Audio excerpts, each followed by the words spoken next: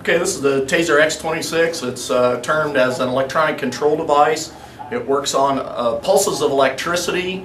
The TASER device pulses 19 times per second for each 5-second cycle. So if you had a stack of paper 8 feet high, one TASER pulse would be equal to one sheet of paper in that 8-foot stack. Typically static electricity shocks, in other words where you would walk across a room rubbing your feet and you would then touch something metal, and get a shock, those are typically 30,000 volts, but they have almost no amps to them at all.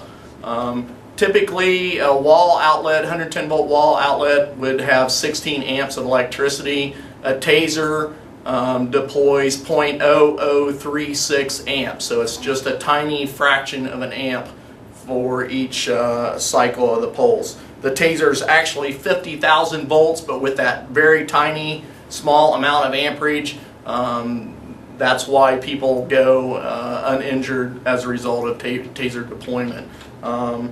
Typically, TASER starts at 50,000 volts, and they use that 50,000 volts of electricity to pulse through up to 2 inches of clothing. If the TASER voltage was less, then they would have to use longer probes and longer needles, and that would of course cause further injury to the person. Peak voltage on the TASER is 50,000 volts, however it drops down to about 1,200 volts across the body. And there have been over 250 medical studies about the TASER being safely deployed through the body. Dave? Real quick, just to explain the TASER and how it works. Two pieces really, the main TASER unit itself and the cartridge that contains the TASER probes. If you look at it from the side here, you can see it has a little activation switch, the safety switch, on and off. It's pretty simple. Up is on, down is off, and it has a trigger.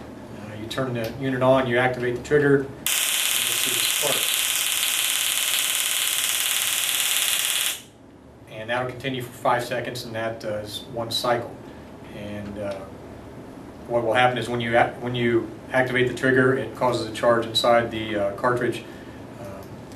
That'll propel the darts out inside it that are on coiled wire that are contained inside the cartridge.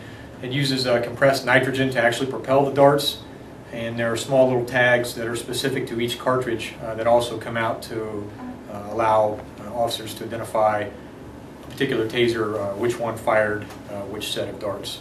And just, I guess, a real quick demonstration. Electricity is like water. It'll follow the path of least resistance. So it is something that if a person is being tased, officers are actually taught to move in and begin handcuffing then, because that's actually safer for the person being tased and for the officers, because they aren't resisting at that time. So we can show you just a quick demonstration of how that does work.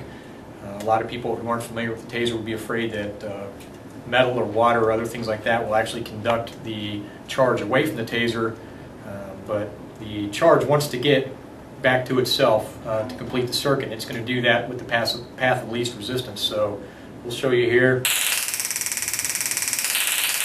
You can see how that works. I'm not getting shocked in the hand. It's not traveling up the can into my arm.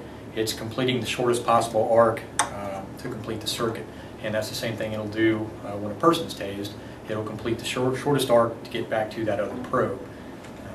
It's not affected by water or the elements. If someone who's standing in a puddle of water is tased, it doesn't magnify the charge or anything, because like Lieutenant Collins said, the voltage is fixed by the machine itself. Typically the TASER works on pulses of electricity, and those pulses of electricity are used to lock up the muscles in the individual. In effect, it intervenes between, or interrupts the brain message. In other words, if the brain is sending a message to my arm to move, it interrupts that message and locks the muscle up and prevents the person from resisting further. So it's strictly a physiological interruption of the nerve pulses to the muscles that keep the muscles from functioning and doing what the person's brain's telling them to do, whether it's swing their fist, kick their arm, or resist in any way.